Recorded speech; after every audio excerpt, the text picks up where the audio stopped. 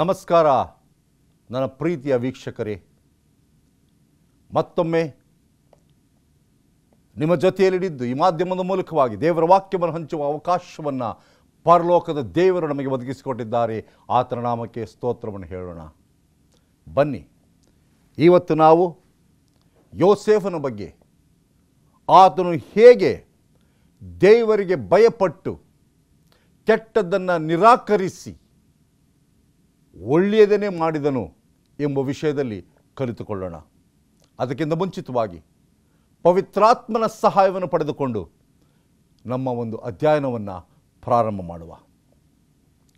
ನಮ್ಮನ್ನು ಅಧಿಕವಾಗಿ ಪ್ರೀತಿ ಮಾಡಿದಂಥ ನಮ್ಮ ತಂದೆಯಾದ ದೇವರೇ, ಈ ಸಮಯಕ್ಕೋಸ್ಕರ ಸ್ತೋತ್ರ ಹೇಳುವಂತರಾಗಿದ್ದೇವೆ. ಈ ಸಮಯದಲ್ಲಿ ನಾವು ಕಲಿತಕ್ಕಂಥ ಪಾಠವು ನಮ್ಮ ಜೀವಿತದಲ್ಲಿ ಉಪಯುಕ್ತವಾಗಿರಲು ಅವಕಾಶ ಕೊಡು. ಯೋಸೇಫನ ಹಾಗೆ ನಾವು ಉತ್ತಮವಾದ ಗುಣವನ್ನು ಹೊಂದಿದವರಾಗಿ ಈ ದೇವರ ಮನುಷ್ಯನಿಂದ ಬಂದಂಥ ಪಾಠವನ್ನು ನಾವು ಗ್ರಹಿಸಿಕೊಂಡು ನಮ್ಮ ಜೀವಿತದಲ್ಲಿ ಅಳವಡಿಸಿಕೊಂಡು ನಾವು ಸಹ ಒಳ್ಳೆಯದನ್ನೇ ಮಾಡುವವರಾಗುವಂತೆ ನಮಗೆ ಸಹಾಯ ಮಾಡು ಎಂಬುದಾಗಿ ಕ್ರಿಸ್ತನಲ್ಲಿ ಬೇಡಿಕೊಳ್ಳುತ್ತೇನೆ ತಂದೆಯೇ, ಆಮೇನ್. ನನ್ನ ಆತ್ಮಿಕ ಬಂಧು ಬಾಂಧವರೇ, ಇವತ್ತು ನಾವು ಕಲಿತಕ್ಕಂಥ ವಿಷಯ ಯೋಸೇಫನ ಬಗ್ಗೆ. ಯೋಸೇಫನು ಅಂದರೆ ಅದು ಸಂಪೂರ್ಣವಾಗಿ ಹೆಚ್ಚಿಸಲ್ಪಟ್ಟದ್ದು ಎಂಬುದಾಗಿ. ಯೋಸೇಫನ ಬಗ್ಗೆ ಈಗಾಗಲೇ ನಮಗೆಲ್ಲರಿಗೂ ಸಾಕಷ್ಟು ಸಂದೇಶಗಳು ಸಿಕ್ಕಿವೆ, ಸಾಕಷ್ಟು ಮಾಹಿತಿಗಳಿವೆ. ಈತನು ಯಾರು, ಎಲ್ಲಿದ್ದನು, ಹೇಗೆ ಬಂದನು, ಹೇಗೆ ಹೋದನು, ದೇವರ ಜೊತೆಯಲ್ಲಿ ಆತನ ಸಂಪರ್ಕ ಹೇಗಿತ್ತು ಎಂಬುದು ಎಲ್ಲರಿಗೂ ಚಿರಪರಿಚಿತವಾಗಿದೆ. ಯಾಕೋಬ ಮತ್ತು ರಾಹೇಲಳಿಗೆ ಅನೇಕ ವರ್ಷಗಳ ನಂತರ ಹುಟ್ಟಿದ ಜ್ಯೇಷ್ಠ ಪುತ್ರನು ಯೋಸೇಫನು. ರಾಹೇಲಳು ಬಂಜೆಯಾಗಿದ್ದಳು. ಅನೇಕ ವರ್ಷಗಳು ಆಕೆ ಯಾಕೋಬನನ್ನು ಕೇಳುತ್ತಿದ್ದಳು, ನನಗೆ ಒಬ್ಬ ಮಗನನ್ನು ಕೊಡು ಎಂಬುದಾಗಿ. ದೇವರು ರಾಹೇಲಳ ಗರ್ಭವನ್ನು ಮುಚ್ಚಿದ್ದರಿಂದ ಯಾಕೋಬನು ಏನು ಮಾಡಲಿಕ್ಕೂ ಸಾಧ್ಯವಾಗಲಿಲ್ಲ. ಆದರೆ ಅನೇಕ ವರ್ಷಗಳ ನಂತರ ತಾಳ್ಮೆಯಿಂದ, ದುಃಖದಿಂದ ಕಣ್ಣೀರನ್ನು ಸುರಿಸಿ ರಾಹೇಲಳು ಪ್ರಾರ್ಥನೆ ಮಾಡುವಾಗ ಆಕೆಯ ಪ್ರಾರ್ಥನೆಯನ್ನು ಕೇಳಿ ಸ್ವಾಮಿಯು ಆಕೆಯ ಗರ್ಭವನ್ನು ತೆರೆದು ಯೋಸೇಫನು ಎಂಬತಕ್ಕಂಥ ಶ್ರೇಷ್ಠವಾದ ಒಂದು ಗಂಡು ಮಗುವನ್ನು ಕೊಟ್ಟನು. ಈ ಯೋಸೇಫನು ತನ್ನ ತಂದೆ ಮತ್ತು ತಾಯಿಗೆ ಬಹಳ ಪ್ರೀತಿಯುಳ್ಳ ಮಗನಾಗಿದ್ದನು. ಯೋಸೇಫನಾದ ಮೇಲೆ ಬೆನ್ಯಾಮೀನನು ಎಂಬತಕ್ಕಂಥ ತಮ್ಮನು ಹುಟ್ಟಿದ ಮೇಲೆ ತಾಯಿಯಾದ ರಾಹೇಲಳು ಸತ್ತು ಹೋದಳು. ತಾಯಿಯಾದ ರಾಹೇಲಳು ಸತ್ತು ಹೋದ ಮೇಲೆ ತಂದೆಯಾದ ಯಾಕೋಬನು ಯೋಸೇಫನನ್ನು ಅತಿಯಾಗಿ ಪ್ರೀತಿ ಮಾಡುತ್ತಿದ್ದನು. ಆ ಅತಿಯಾದ ಪ್ರೀತಿಯ ನಿಮಿತ್ತವಾಗಿ ಉಳಿದ ಅಣ್ಣಂದಿರು ಯೋಸೇಫನನ್ನು ಹಾಗೆ ಮಾಡಲು ಪ್ರಾರಂಭಿಸಿದರು ಎಂಬುದಾಗಿ ನಮಗೆ ಗೊತ್ತಿದೆ. ಆದರೆ ಯೋಸೇಫನ ಸಂಪೂರ್ಣವಾದ ಚರಿತ್ರೆಯನ್ನು ಇವತ್ತು ನಾನು ನಿಮಗೆ ಹೇಳಲಿಕ್ಕೆ ಇಷ್ಟಪಡುವುದಿಲ್ಲ. ಆದರೆ ಯಾವ ರೀತಿಯಲ್ಲಿ ಆತನು ಶೋಧನೆಗೆ ಒಳಗಾಗದೆ ಆ ಶೋಧನೆಯನ್ನು ಜಯಿಸಿ ದೇವರಿಗೆ ಭಯಪಟ್ಟು ತಾನು ಸರಿಯಾದ ಮಾರ್ಗದಲ್ಲಿ ನಡೆದನು, ಸರಿಯಾದ ಆಯ್ಕೆಯನ್ನು ಮಾಡಿಕೊಂಡನು ಎಂಬತಕ್ಕಂಥ ವಿಷಯದಲ್ಲಿ ನಾವು ಕಲಿಯಲಿಕ್ಕೆ ಹೋಗುವಂತರಾಗಿದ್ದೇವೆ. ನಮ್ಮ ಸತ್ಯವೇದಗಳನ್ನು ಆದಿಕಾಂಡ 39ನೇ ಅಧ್ಯಾಯ 7ರಿಂದ 13 ವಚನಗಳಲ್ಲಿ ಈ ಒಂದು ಪ್ರಸಂಗ ನಮಗೆ ಬರೆಯಲ್ಪಟ್ಟಿದೆ. ನಮ್ಮೆಲ್ಲರಿಗೂ ತಿಳಿದಿರುವ ಹಾಗೆ ಯೋಸೇಫನನ್ನು ಆತನ ಅಣ್ಣಂದಿರು ಮಾರಿಬಿಟ್ಟರು. ಅದಾದ ಮೇಲೆ ಐಗುಪ್ತ ದೇಶದ ಒಬ್ಬ ದಣಿಯು ಆತನನ್ನು ಕೊಂಡುಕೊಂಡನು. ಆ ದಣಿಯ ಮನೆಯೊಳಗೆ ಯೋಸೇಫನು ಒಬ್ಬ ಸೇವಕನಾಗಿ ಕೆಲಸ ಮಾಡುತ್ತಿದ್ದನು. ಆ ಸೇವೆ ಮಾಡುವುದರಲ್ಲೂ ಸಹ ಯೋಸೇಫನು ಪ್ರಾಮಾಣಿಕನಾಗಿದ್ದನು. ಆದಿಕಾಂಡ 39:4 ಹೇಳುವಂಥದ್ದಾಗಿದೆ, ಇದಲ್ಲದೆ ಆ ದಣಿಯು ಅವನಿಗೆ ತನ್ನ ಮನೆಯಲ್ಲಿ ಪಾರುಪತ್ಯವನ್ನು ಕೊಟ್ಟು ತನ್ನ ಆಸ್ತಿಯನ್ನೆಲ್ಲ ಅವನ ವಶಕ್ಕೆ ಒಪ್ಪಿಸಿದನು. ಅವನು ಯೋಸೇಫನನ್ನು ತನ್ನ ಮನೆಯ ಮೇಲೆಯೂ ಆಸ್ತಿಯ ಮೇಲೆಯೂ ಅಧ್ಯಕ್ಷನಾಗಿ ಇಟ್ಟಂದಿನಿಂದ ಯೆಹೋವನು ಯೋಸೇಫನ ನಿಮಿತ್ತವಾಗಿ ಆ ಐಗುಪ್ತದ ಮನೆಯನ್ನು ಅಭಿವೃದ್ಧಿಗೆ ತಂದನು. ಮನೆಯಲ್ಲಾಗಲಿ ಹೊಲದಲ್ಲಾಗಲಿ ಅವನಿಗಿದ್ದ ಎಲ್ಲದರ ಮೇಲೆ ಯೆಹೋವನ ಆಶೀರ್ವಾದ ಉಂಟಾಯಿತು. ಅವನು ತನ್ನ ಆಸ್ತಿಯನ್ನೆಲ್ಲ ಯೋಸೇಫನ ವಶಕ್ಕೆ ಒಪ್ಪಿಸಿದನು. ಇವನು ತನ್ನ ಬಳಿಯಲ್ಲೇ ಇದ್ದದರಿಂದ ತಾನು ಊಟ ಮಾಡುವ ಆಹಾರ ಒಂದನ್ನೇ ಹೊರತು ಬೇರೆ ಯಾವುದನ್ನೂ ಚಿಂತಿಸಲಿಲ್ಲ. ಇದಲ್ಲದೆ ಯೋಸೇಫನು ರೂಪದಲ್ಲಿಯೂ ಮುಖಭಾವದಲ್ಲಿಯೂ ಸುಂದರನಾಗಿದ್ದನು. ಪ್ರಿಯರೇ, ಯೋಸೇಫನಂಥ ಪ್ರಾಮಾಣಿಕನಾದಂಥ, ವಿಧಿಯನಾದಂಥ, ಬುದ್ಧಿವಂತನಾದಂಥ ಯೌವನಸ್ಥನು ಆ ಪೋಟಿಫರನ ಮನೆಯಲ್ಲಿ ಇರುವಾಗ ಆ ಪೋಟಿಫರನ ಮನೆ ಆಶೀರ್ವದಿಸಲ್ಪಟ್ಟಿತ್ತು. ಆತನು ಬೇರೆ ಯಾವ ವಿಷಯದಲ್ಲಿಯೂ ಚಿಂತೆಗೆ ಒಳಗಾಗಲಿಲ್ಲ. ಯಾಕೆಂದರೆ ನನ್ನ ಮನೆಯಲ್ಲಿ ಒಬ್ಬ ಪ್ರಾಮಾಣಿಕವಾದ ವ್ಯಕ್ತಿ ಇದ್ದಾನೆ, ಆತನು ಎಲ್ಲವನ್ನೂ ನೋಡಿಕೊಳ್ಳುತ್ತಾನೆ. ಅದು ಹಣದ ವ್ಯವಹಾರವಾಗಿರಬಹುದು, ಅದು ಬೇರೆ ವ್ಯವಹಾರವಾಗಿರಬಹುದು, ಎಲ್ಲವನ್ನ ಆತನು ನೋಡಿಕೊಳ್ಳುತ್ತಿದ್ದಾನೆ. ನನಗೇನು ಚಿಂತೆ ಇಲ್ಲ ಎಂಬುದಾಗಿದ್ದನು. ಇವನ ಮೂಲಕವಾಗಿ ಆತನ ಮನೆಯು ಆಶೀರ್ವದಿಸಲ್ಪಟ್ಟಿತು ಎಂಬುದಾಗಿ ನೋಡುವಂತರಾಗಿದ್ದೇವೆ. ಕತೆ ಮುಂದುವರೆದು ಹೇಳುವಂಥದ್ದಾಗಿದೆ, ಯೋಸೇಫನು ಸುಂದರವಾದಂಥ ವ್ಯಕ್ತಿ, ಒಳ್ಳೆಯ ಮುಖಭಾವ ಆತನಲ್ಲಿತ್ತು, ಒಳ್ಳೆಯ ದೇಹ ಆತನಲ್ಲಿತ್ತು. ಆದರೆ ಆತನಿಗೆ ಶೋಧನೆ ಬಂತು. 7ನೇ ವಚನದಿಂದ ನಾವು ಗಮನಿಸುವಾಗ, ಹೀಗಿರುವಲ್ಲಿ ಅವನ ದಣಿಯ ಹೆಂಡತಿಯು ಅವನ ಮೇಲೆ ಕಣ್ಣು ಹಾಕಿ ತನ್ನೊಡನೆ ಸಂಗಮಕ್ಕೆ ಕರೆದಳು. ನನ್ನ ಪತಿ ಎಲ್ಲ ಬೇರೆ ವಿಷಯಗಳಲ್ಲಿ ಆತನು ಚಿಂತಿಸುತ್ತಿದ್ದಾನೆ, ನನ್ನನ್ನು ಸರಿಯಾಗಿ ನೋಡಿಕೊಳ್ಳುತ್ತಿಲ್ಲ. ಆದರೆ ಇಲ್ಲಿ ನನ್ನ ಮನೆಯಲ್ಲಿ ಒಬ್ಬ ಸುಂದರವಾದಂಥ ಯುವಕನಿದ್ದಾನೆ ಎಂಬುದಾಗಿ ಈಕೆಯು ಯೋಸೇಫನನ್ನು ಶೋಧನೆಗೆ ಒಳಪಡಿಸಲು ಪ್ರಯತ್ನಪಟ್ಟಳು. ಆದರೆ ಅವನು ದೇವರ ಮನುಷ್ಯನಾಗಿದ್ದರಿಂದ, ದೇವರ ಭಯ ಭಕ್ತಿ ಆತನಲ್ಲಿ ಇದ್ದದ್ದ ಕಾರಣ ಅವನು ಒಪ್ಪದೆ ಆತನು ಹೇಳಿದ ಮಾತುಗಳನ್ನು ಕೇಳಿ, ನನ್ನ ದಣಿಯು ತನ್ನ ಆಸ್ತಿಯನ್ನೆಲ್ಲ ನನ್ನ ವಶಕ್ಕೆ ಒಪ್ಪಿಸಿ ನಾನು ಇರುವುದರಿಂದ ಮನೆಯೊಳಗೆ ನಡೆಯುವ ಯಾವ ಕೆಲಸವನ್ನು ಚಿಂತಿಸದೇ ಇದ್ದಾನೆ. ಈ ಮನೆಯಲ್ಲಿ ಯಾರೂ ನನಗಿಂತ ದೊಡ್ಡವನಲ್ಲ, ನೀನು ಅವನ ಧರ್ಮಪತ್ನಿ ಆದದರಿಂದ ನಿನ್ನನ್ನು ಮಾತ್ರ ನನಗೆ ಅಧೀನ ಮಾಡಲಿಲ್ಲ. ಹೀಗಿರುವಲ್ಲಿ ನಾನು ಇಂತು ಮಹಾ ದುಷ್ಕೃತ್ಯವನ್ನು ನಡೆಸಿ ದೇವರಿಗೆ ವಿರೋಧವಾಗಿ ಹೇಗೆ ಪಾಪ ಮಾಡಲಿ ಎಂದು ತನ್ನ ದಣಿಯ ಹೆಂಡತಿಗೆ ಉತ್ತರ ಕೊಟ್ಟನು. ಪ್ರಿಯರೇ, ಯೋಸೇಫನು ಎಷ್ಟು ಧೈರ್ಯವಂತನಾಗಿದ್ದನು, ಎಷ್ಟು ಗುಣವಂತನಾಗಿದ್ದನು, ಎಷ್ಟು ಬಲಿಷ್ಠನಾಗಿದ್ದನು, ಎಷ್ಟು ಪ್ರಾಮಾಣಿಕನಾಗಿದ್ದನು, ಎಷ್ಟು ಭಯದಿಂದ ಇದ್ದನು ಎಂಬುದರಲ್ಲಿ ನಮಗೆ ಗೊತ್ತಾಗುವಂಥದ್ದಾಗಿದೆ. ಆ ದಣಿಯ ಹೆಂಡತಿಗೆ ಆತನು ಹೇಳಿದಂಥ ಮಾತುಗಳು, ಈ ಮನೆಯ ಎಲ್ಲ ವಸ್ತುಗಳನ್ನು ಆ ದಣಿ ನನಗೆ ಕೊಟ್ಟಿದ್ದಾರೆ, ನನ್ನ ಮೇಲೆ ನಂಬಿಕೆಯನ್ನು ಇಟ್ಟಿದ್ದಾರೆ, ನನ್ನ ಮೇಲೆ ವಿಶ್ವಾಸವನ್ನು ಇಟ್ಟಿದ್ದಾರೆ, ನಿಮ್ಮನ್ನು ಹೊರತುಪಡಿಸಿ ಬೇರೆ ಎಲ್ಲದರ ಮೇಲೆ ನನಗೆ ಅಧೀನತೆ ಇದೆ, ನಾನು ಈ ಮನೆಯಲ್ಲಿ ದೊಡ್ಡ ವ್ಯಕ್ತಿ ಆಗಿದ್ದೇನೆ. ಆದರೆ ನೀವು ಆಕೆಯ ಧರ್ಮಪತ್ನಿ,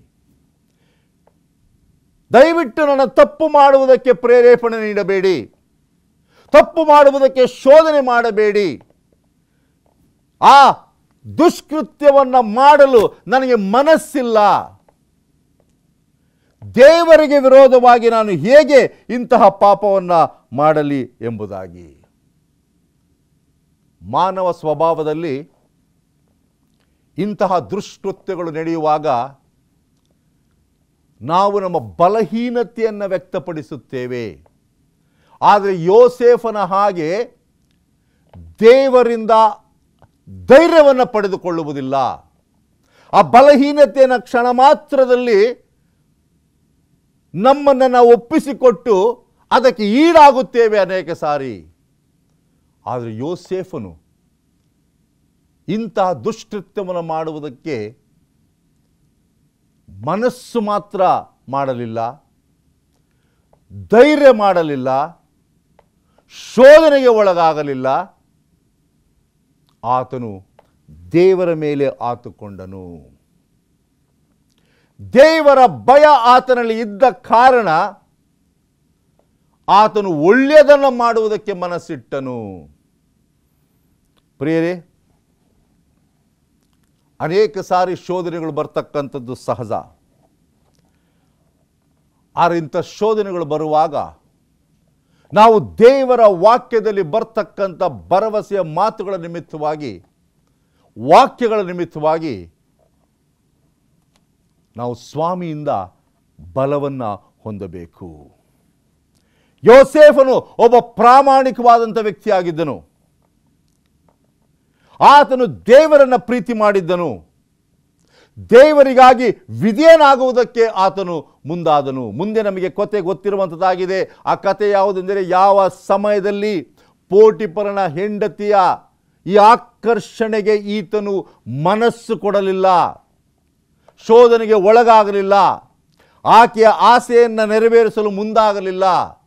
ಆಕೆಯು ಈತನ ಮೇಲೆ ಇಲ್ಲ ಸಲ್ಲದ ಅಪವಾದಗಳನ್ನು ಹಾಕಿ ಆತನನ್ನು ಸೆರೆಮನೆಯೊಳಗೆ ಹಾಕಿದರು ಎಂಬುದಾಗಿ ನಮಗೆ ಕತೆ ಗೊತ್ತಾಗಿದೆ.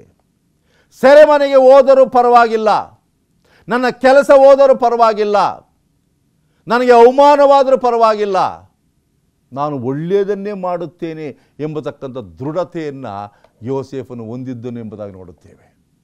ಇಂದಿನ ಕಾಲದಲ್ಲಿ, ಈ ಆಧುನಿಕ ಲೋಕದಲ್ಲಿ ಶೋಧನೆಗಳು ಸುತ್ತಮುತ್ತಲೂ ತುಂಬಿರುವಾಗ, ಆಕರ್ಷಣೆಗಳು ಸುತ್ತಮುತ್ತಲೂ ತುಂಬಿರುವಾಗ ಯೋಸೇಫನಂಥ ಪ್ರಾಮಾಣಿಕವಾದ ವ್ಯಕ್ತಿ ಬೇಕಾಗಿದ್ದಾರೆ. ಸತ್ಯವೇದದಲ್ಲಿ ಅನೇಕರು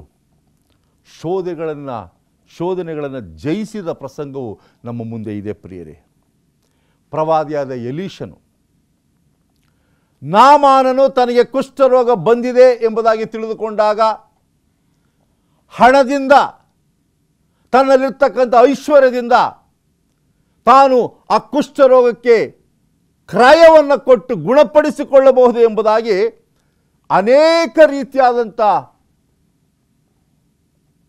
ವಸ್ತುವನ್ನು, ಹಣವನ್ನು, ಕ್ರಯವನ್ನು ಪ್ರವಾದಿಯಾದ ಎಲೀಷನ ಮುಂದೆ ಅರ್ಪಿಸುವಾಗ ಪ್ರವಾದಿಯಾದ ಎಲೀಷನು ನಯವಾಗಿ ಅದನ್ನೆಲ್ಲ ತಳ್ಳಿ ಹಾಕಿ ಆತನು ಉಚಿತವಾಗಿ ನಾಮಾನನನ್ನು ಗುಣಪಡಿಸಿದನು ಎಂಬುದಾಗಿ ನೋಡುವಂತರಾಗಿದ್ದೇವೆ. ಹಣಕ್ಕೋಸ್ಕರ, ಹಣದ ಆಕರ್ಷಣೆಯಿಂದ ಎಲೀಷನು ಆತನನ್ನು ಗುಣಪಡಿಸಲಿಲ್ಲ. ಮುಂದೆ ನೋಡುವಂತರಾಗಿದ್ದೇವೆ. ರಾಕಬೈಟ್ಸ್ ಎಂಬತಕ್ಕಂಥವರು, ರೆಕಾಬ್ಯರು, ಯೆರೆಮೀಯ 35ನೇ ಅಧ್ಯಾಯ 5ರಿಂದ 6ನೇ ವಚನವನ್ನು ಗಮನಿಸುವಾಗ ನಮಗೆ ತಿಳಿದು ಬರುವಂಥದ್ದಾಗಿದೆ.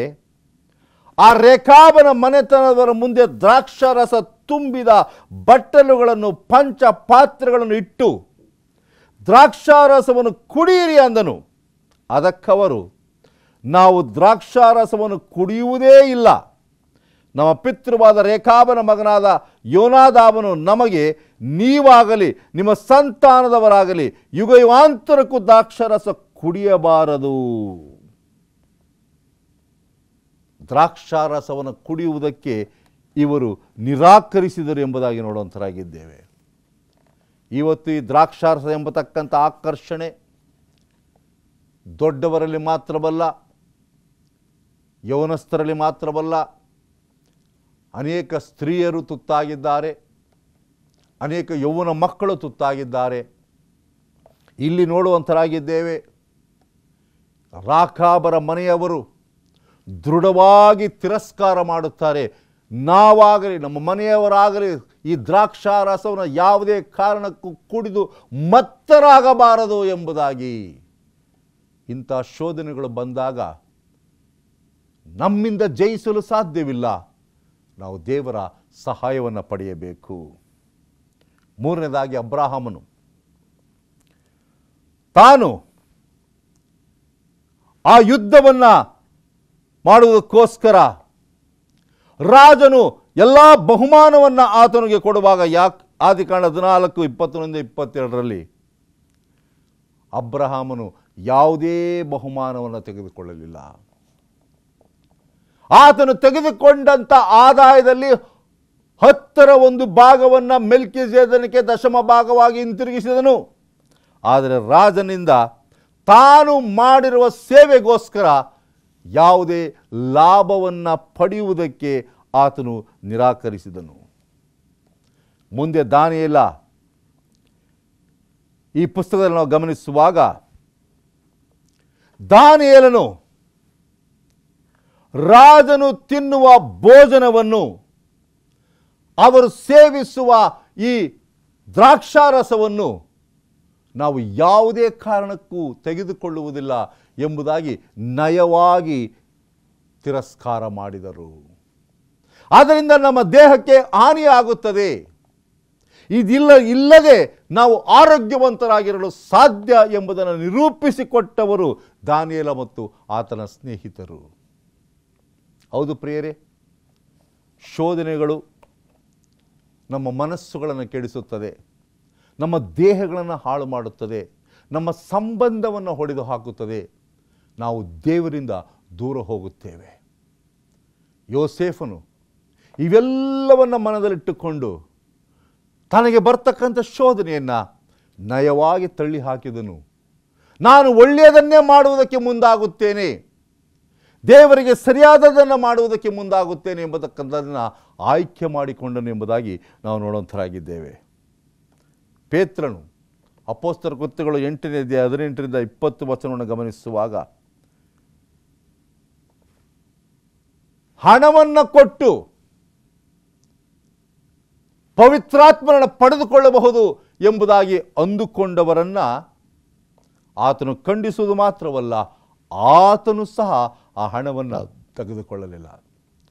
ಪ್ರಿಯ ಸಹೋದರ ಸಹೋದರಿಯರೇ, ಇವತ್ತು ಶೋಧನೆಗಳನ್ನು ಜಯಿಸುವುದಕ್ಕೆ ನಮ್ಮಿಂದ ಸಾಧ್ಯವಾಗುವುದಿಲ್ಲ, ಆದರೆ ಯೇಸು ಕ್ರಿಸ್ತನಿಂದ ಮಾತ್ರ ಅದು ಸಾಧ್ಯ ಎಂಬುದನ್ನು ಅರಿತುಕೊಂಡು ಆ ಪವಿತ್ರಾತ್ಮನ ಸಹಾಯವನ್ನು, ಕ್ರಿಸ್ತನ ಸಹಾಯವನ್ನು ಪ್ರತಿನಿತ್ಯವೂ ಪ್ರತಿ ಕ್ಷಣವೂ ನಾವು ಬೇಡಿಕೊಳ್ಳಬೇಕಾಗಿದೆ.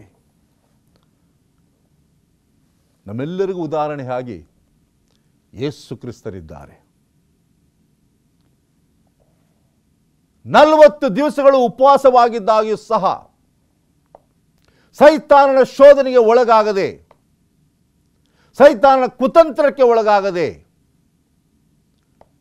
ಶೋಧನೆ ಮೇಲೆ ಶೋಧನೆಯನ್ನು ಸೈತಾನನು ಕೊಡುತ್ತಿರುವಾಗ ಅದೆಲ್ಲವನ್ನ ದೇವರ ವಾಕ್ಯದ ನಿಮಿತ್ತವಾಗಿ ಸ್ವಾಮಿ ಜಯಿಸಿದನು ಎಂಬುದಾಗಿ ನಮ್ಮೆಲ್ಲರಿಗೂ ಗೊತ್ತಾಗಿದೆ.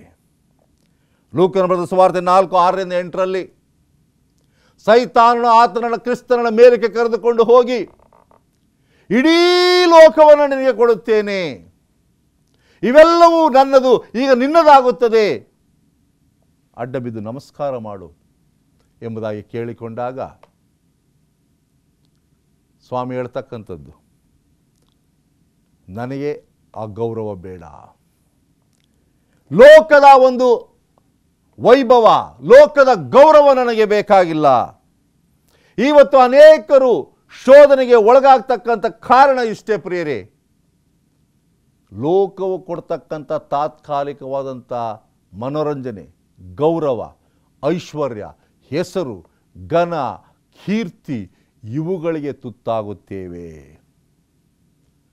ಯೋಸೇಫನಂತ ಯೌವನಸ್ಥರು ಬೇಕಾಗಿದ್ದಾರೆ, ದಾನಿಯೇಲನಂತ ಧೈರ್ಯವಂತ ಯೌವನಸ್ಥರು ಬೇಕಾಗಿದ್ದಾರೆ. ಶೋಧನೆಗಳು ಬರುವಾಗ ಅದನ್ನು ಜಯಿಸುವಷ್ಟು ಶಕ್ತಿಯನ್ನು, ದೃಢತೆಯನ್ನು ನಾವು ಇಟ್ಟುಕೊಳ್ಳಬೇಕಾಗುತ್ತದೆ. ಯೋಸೇಫನು ಪ್ರತಿದಿನವೂ ಈ ಮಾತನ್ನು ಕೇಳಿ ಕೇಳಿ ಕೇಳಿ ಆಕೆಯ ಯಜಮಾನಿ ಹೇಗಾದರೂ ಮಾಡಿ ಈತನನ್ನ ಶೋಧನೆಗೆ ಒಳಗಾಗಿಸಬೇಕು, ಈತನನ್ನು ನನ್ನ ವಶಕ್ಕೆ ತೆಗೆದುಕೊಳ್ಳಬೇಕು, ಈತನಿಂದ ನಾನು ದೈಹಿಕ ಸಂಪರ್ಕವನ್ನು ಬೆಳೆಸಬೇಕು ಎಂಬುದಾಗಿ ಪ್ರತಿದಿನವೂ ಆಕೆಯು ವ್ಯಭಿಚಾರ ಮಾಡುವುದಕ್ಕೆ ಕರೆಯುವಾಗ ಯೋಸೇಫನು ಆಕೆಯ ಬಳಿಯಲ್ಲಿರುವುದಕ್ಕೆ ಒಪ್ಪಿಕೊಳ್ಳಲೇ ಇಲ್ಲ ಎಂಬುದಾಗಿ ನೋಡುತ್ತೇವೆ. ಅದಾದ ಮೇಲೆ ತಾನೇ ಈತನ ಮೇಲೆ ತಪ್ಪು ಹೊರಿಸಿ ಈತನು ನನ್ನ ಹಠಕ್ಕೆ ಬರುವುದಿಲ್ಲ, ಈತನು ಏನೇ ಮಾಡಿದರೂ ಶೋಧನೆಗೆ ಒಳಗಾಗುವುದಿಲ್ಲ, ಈತನಿಗೆ ಶಿಕ್ಷೆಯನ್ನು ನೀಡಬೇಕು ಎಂಬುದಾಗಿ ನಿರ್ಧಾರ ಮಾಡಿಕೊಳ್ಳುತ್ತಾಳೆ. ಆತನನ್ನು ಬಲವಂತವಾಗಿ ಹಿಡಿದುಕೊಂಡಾಗ ಆಕೆ ಅವನ ಬಟ್ಟೆಯನ್ನು ಹಿಡಿದುಕೊಂಡು ನನ್ನ ಸಂಗಮಕ್ಕೆ ಬಾ ಅನ್ನಲು ಅವನು ತನ್ನ ಬಟ್ಟೆಯನ್ನು ಆಕೆಯ ಕೈಯಲ್ಲಿ ಬಿಟ್ಟು ತಪ್ಪಿಸಿಕೊಂಡು ಓಡಿ ಹೋದನು ಎಂಬುದಾಗಿ ನೋಡುವಂತರಾಗಿದ್ದೇವೆ. ಪ್ರಿಯರೇ, ಶೋಧನೆಗಳು ಬಂದಾಗ ಆ ಶೋಧನೆಯ ಸ್ಥಳದಿಂದ ನಾವು ಓಡಿ ಹೋಗುವುದೇ ಚಾಣಾಕ್ಷತನ. ದೇವರು ಕೊಡ್ತಕ್ಕಂಥ ಆ ಧೈರ್ಯ, ಯೋಸೇಫನು ಒಂದು ವೇಳೆ ಅಲ್ಲೇ ಇದ್ದಿದ್ದರೆ, ಆ ಸ್ಥಳದಲ್ಲೇ ಒಬ್ಬೊಂಟಿಗನಾಗಿ ಮನೆಯಲ್ಲಿ ಯಾರೂ ಇಲ್ಲದೆ ಇರುವಾಗ ಆ ಹೆಣ್ಣು ಮಗಳ ಒಂದು ಶೋಧನೆಗೆ, ಆಕರ್ಷಣೆಗೆ ಆತನು ಒಳಗಾಗುವ ಪ್ರಸಂಗವು ಬರುತ್ತದೆ ಎಂಬುದಾಗಿ ಗೊತ್ತಾದಾಗ ತನ್ನ ಬಟ್ಟೆಯನ್ನು ಬಿಟ್ಟು ಆ ಸ್ಥಳವನ್ನು ಬಿಟ್ಟು ಓಡಿ ಹೋದನು ಎಂಬುದಾಗಿ ನೋಡುವಂತರಾಗಿದ್ದೇವೆ. ಮುಂದೆ ನಮಗೆ ಕತೆ ಗೊತ್ತಿರುವಂಥದ್ದಾಗಿದೆ. ಯಜಮಾನರು ಬಂದಾಗ ಈ ಇಬ್ರಿಯನ್ನು ನಮ್ಮೊಳಗೆ ಸೇರಿಸಿ ನಮ್ಮನ್ನು ಅವಮಾನಕ್ಕೆ ಗುರಿ ಮಾಡಿದ್ದಾರೆ, ಅವನು ನನ್ನನ್ನು ಮಾನಭಂಗಪಡಿಸುವುದಕ್ಕೆ ನನ್ನ ಹತ್ತಿರ ಬಂದನು, ನಾನು ಗಟ್ಟಿಯಾಗಿ ಕೂಗಿಕೊಂಡನು ಎಂಬುದಾಗಿ ಸುಳ್ಳು ಅಪವಾದವನ್ನು ಯೋಸೇಫನ ಮೇಲೆ ಹಾಕಿದಳು. ತಕ್ಷಣವಾಗಿ ಆ ದಣಿಯು ಪತ್ನಿಯ ಮಾತುಗಳನ್ನು ಕೇಳಿ ಆ ಇಬ್ರಿಯ ಸೇವಕನಾದಂಥ ಯೋಸೇಫನನ್ನು ಸೆರೆಯಲ್ಲಿ ಹಾಕಿದನು ಎಂಬುದಾಗಿ ನೋಡುವಂತರಾಗಿದ್ದೇವೆ. ಸೆರೆಮನೆ ಒಳಗೆ ಇದ್ದಾಗಲೂ ಸಹ ಯೋಸೇಫನು ಪ್ರಾಮಾಣಿಕನಾಗಿದ್ದನು, ಧೈರ್ಯದಿಂದ ಇದ್ದನು, ದೃಢವಾಗಿ ಇದ್ದನು. ಆತನು ಯಾರ ಮೇಲೂ ತಪ್ಪನ್ನು ಹೊರಿಸಲಿಲ್ಲ.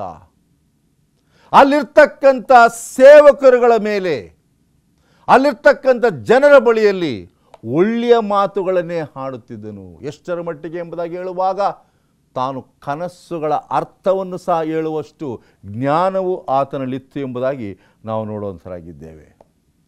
ಪ್ರಿಯ ಸಹೋದರ ಸಹೋದರಿಯರೇ, ಇವತ್ತು ಯೋಸೇಫನು ದೇವರ ಭಯವನ್ನು ಹಾರಿಸಿಕೊಂಡ ಹಾಗೆ, ಸರಿಯಾದದನ್ನು ಮಾಡುವುದಕ್ಕೆ ಆಯ್ಕೆ ಮಾಡಿದ ಹಾಗೆ ನಾವು ಸಹ ಅದೇ ಆಯ್ಕೆಯನ್ನು ಮಾಡುವಂತೆ ದೇವರು ನಮಗೆ ಸಹಾಯವನ್ನು ಮಾಡಲಿ. ಪ್ರಾರ್ಥನೆ ಮಾಡುವ. ಸರ್ವಶಕ್ತನಾದ ಧರ್ಮ ತಂದೆಯಾದ ದೇವರೇ, ಈ ಸಮಯದಲ್ಲಿ ಯೋಸೇಫನ ಬಗ್ಗೆ ಕಲಿತುಕೊಂಡಿದ್ದೇವೆ ಸ್ವಾಮಿ. ಆತನ ಗುಣಾತಿಶಯಗಳು ನಮ್ಮ ಗುಣಾತಿಶಯಗಳಾಗಿ ನಾವು ಸಹ ಶೋಧನೆಯನ್ನು ಜಯಿಸುವುದಕ್ಕೆ ನೀನೇ ನಮ್ಮನ್ನು ಬಲಪಡಿಸು ಎಂಬುದಾಗಿ ಕ್ರಿಸ್ತನಲ್ಲಿ ಬೇಡಿಕೊಳ್ಳುತ್ತೇನೆ ತಂದೆಯೇ. ಆಮೇಲೆ